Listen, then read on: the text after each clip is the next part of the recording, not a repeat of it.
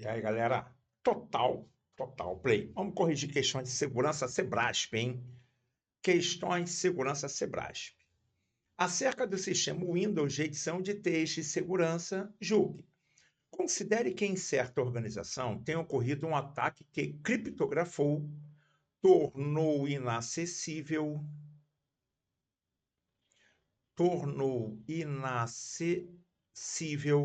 por meio de malware, código malicioso,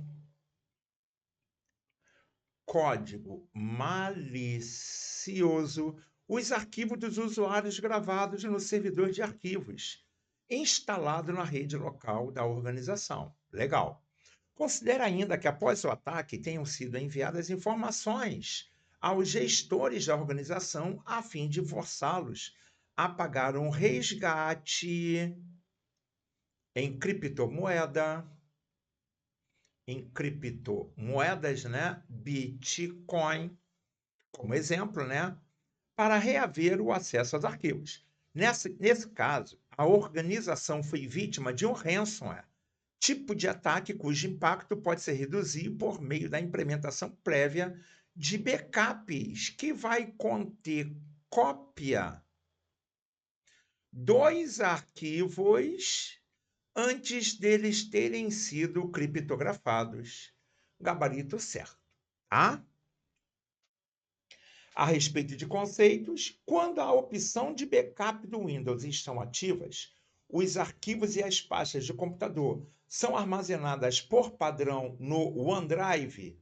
Pode ser, e no WinDrive não existe. Então, gabarito errado, tá? Backup do Windows. Um aplicativo, uma ferramenta que é exemplo de backup do Windows é denominada histórico de arquivos, tá? Que vai copiar o ambiente pessoal do usuário. Geralmente, o software antivírus permite que se indique quais pastas devem ser ignoradas quando esses softwares procurarem por vírus no computador. Tá aí, cara. Nos antivírus atuais, eu posso informar as pastas selecionadas e eu posso pedir para ele ignorar pastas, caso essas pastas contenham arquivos que eu não quero que o antivírus verifique. É claro que isso não está garantindo possibilidade efetiva de segurança no meu sistema, mas isso é possível. Tem uma questão aqui que me incomoda, que é o lance do geralmente, né? Comumente.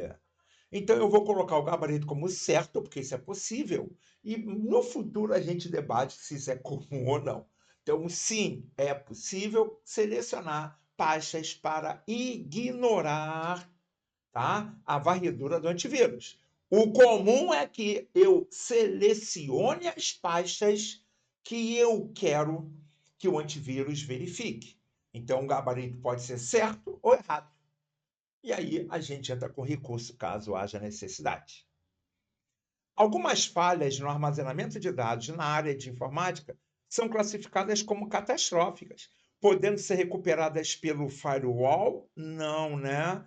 Podendo ser recuperadas pelo programa de backup. Então, errado, tá?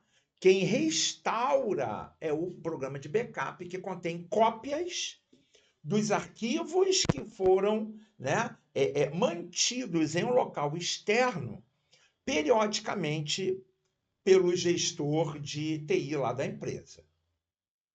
São atributos básicos e fundamentais para a segurança da informação.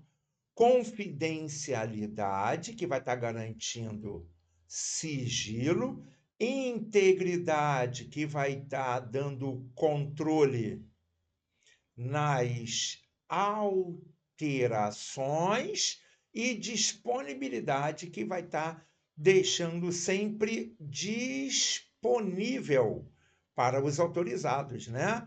C, I e D.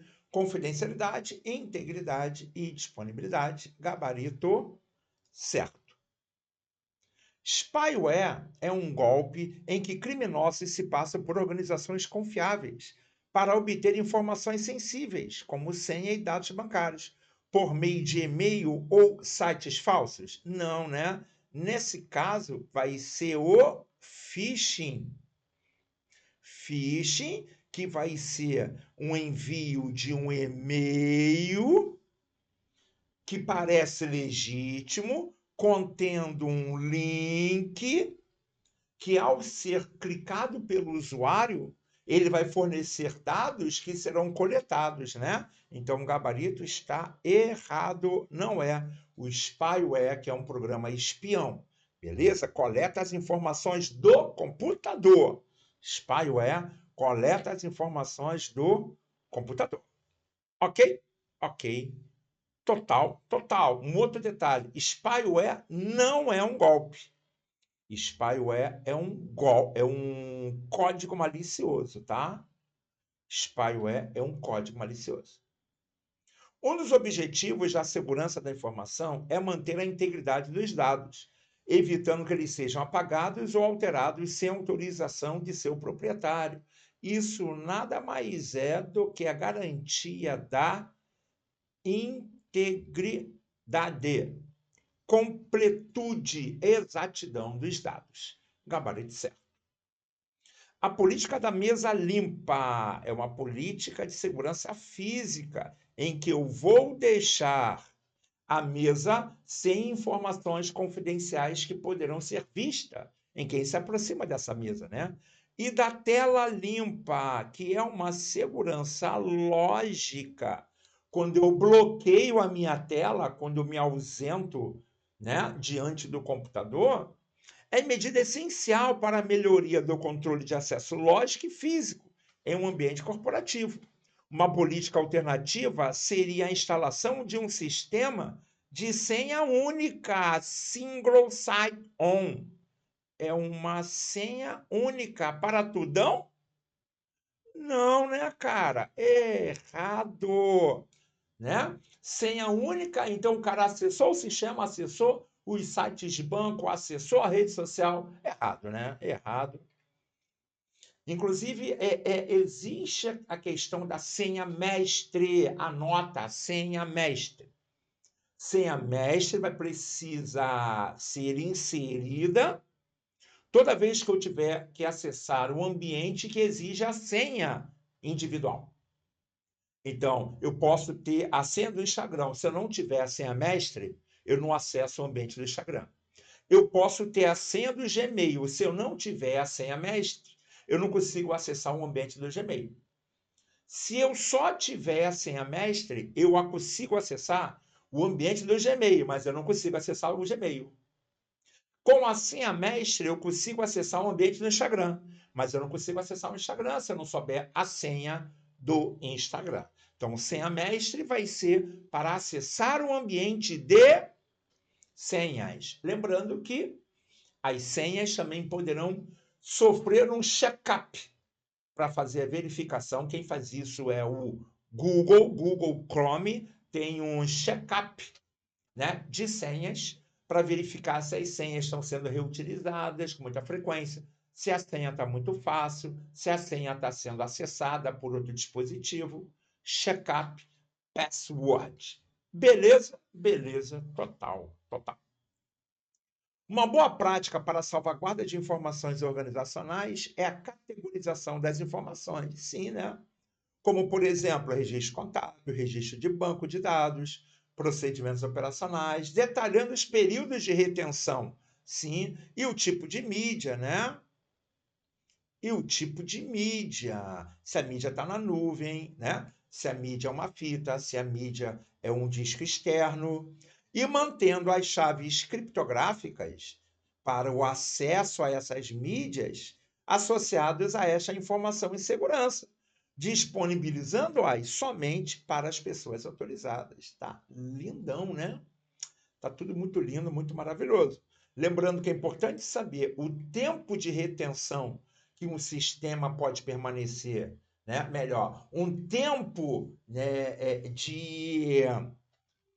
um tempo que vai ser suficiente para o sistema, ou o tempo máximo para que o sistema retorne ao estado normal, tá? E também um ponto de restauração para que o sistema volte ao estado normal. Então é importante analisar esse tempo de restauração, beleza? E do ponto de restauração, tá? Então, ponto de restauração e tempo de recuperação, de restauração de um backup, ok? Ok, play total, total, ponto e tempo, beleza? Beleza, play. As senhas, para serem seguras ou fortes, devem ser compostas por pelo menos 8 caracteres, conter letra maiúscula, minúscula, números e sinais de pontuação. Legal. Além disso, recomenda-se não utilizar a senha como nomes, sobrenomes. Beleza, né? É um dos tipos de senha forte. Beleza? Que vai evitar que tentativas automáticas para quebrar a senha, chamada força bruta, tenha facilidade de descobri-las, tá? Beleza? Então o gabarito aqui tá certo, tá? Tá certinho. Denomina-se backdoor a situação em que o usuário sofre um ataque, seus dados são criptografados? Não, não é backdoor. Ficam inacessíveis? Não. Isso é o ransomware. Ransomware. O backdoor vai permitir o retorno, facilitar o retorno remoto à distância do sistema que já foi invadido, tá? Então, o gabarito tá errado, não preciso continuar a ler. Um ataque de ransomware comumente ocorre por meio da exploração da vulnerabilidade de sistemas e protocolos. A forma mais eficaz de solucionar um ataque desse tipo é recuperar os dados sequestrados. E a utilização de técnica de quebra de força bruta? Não. Restaurar os dados sequestrados, show, através do backup. É a utilização de quebra de força bruta, que quer dizer, eu vou tentar adivinhar a senha? Não, né, cara? Força bruta, o brute force, é a tentativa de adivinhar uma senha, tá? Então, gabarito errado. O sistema IDS, que emite alarmes. O IDS é um sistema de detecção. Ele vai emitir alarmes, tá? E o IPS, que é um sistema de prevenção, que ele vai bloquear o tráfego, ele bloqueia o tráfego do intruso. Utilizam metodologias similares de identificação de ataque, visto que ambos analisam o tráfego da rede em busca de assinaturas ou de conjunto de regras que possibilitem a identificação dos ataques. Errado. Errado, tá? O cara que vai analisar o tráfego da rede em busca de assinaturas e um conjunto de regras que possibilita a identificação dos ataques, está mais parecendo firewall. Busca de assinaturas está parecendo antivírus. Então, gabarito errado. Beleza? Beleza.